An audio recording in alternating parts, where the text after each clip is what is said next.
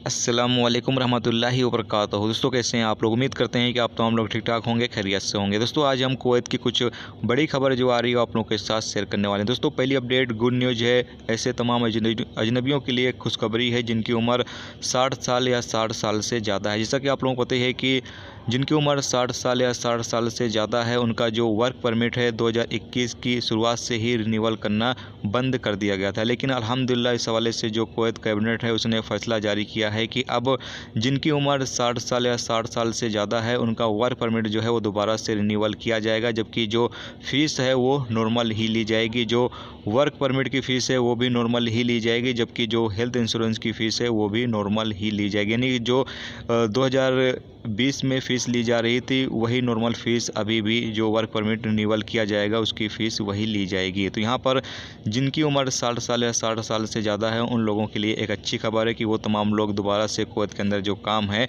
वो कर सकते हैं। जबकि यहाँ पर कुवैत के मिनिस्टर की तरफ से ये भी कहा गया है कि ये पाबंदी जो लागू की गई थी ये पाबंदी इसलिए नहीं लागू की गई थी ताकि कुवैत में जो अजनबियों की तादाद है वो कम की जा सके, बल्कि ये पाबंदी इसलिए लागू की गई थी जो हेल्थ सिस्टम है उस पर जो दबाव है उसको कम किया जा सके। क्योंकि जो 60 साल या 60 साल से ज़्यादा उम्र के लोग होते हैं उनको हेल्थ से रिलेटिव जो दिक्कतें हैं वो ज़्यादा आती हैं, जिसकी वजह से जो हेल्थ सिस्टम है उस पर काफ़ी ज़्यादा दबाव पड़ जाता है। इसीलिए ये दबाव कम करने के लिए फ़ैसला जो है वो लिया गया था।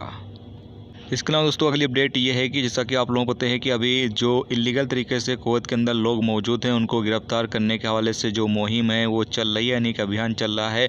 और इस अभियान के नतीजे में जो शराब वगैरह का कारोबार कर रहे हैं उन तमाम लोगों को भी गिरफ़्तार किया जा रहा है। जी हाँ दोस्तों, जो लोग शराब वगैरह बनाकर बेचते हैं या फिर जो शराब का कारोबार कर रहे हैं या फिर जो भी इलीगल तरीके से किसी तरह का भी कोई भी कारोबार कर रहे हैं उन लोगों के ख़िलाफ़ जो है वो सख्त कार्रवाई की जा रही है। और ऐसे तमाम लोगों को जो है वो कुवैत के अंदर गिरफ्तार किया जा रहा है जो किसी भी तरह का कोई भी इलीगल तरीके से काम कर रहा है।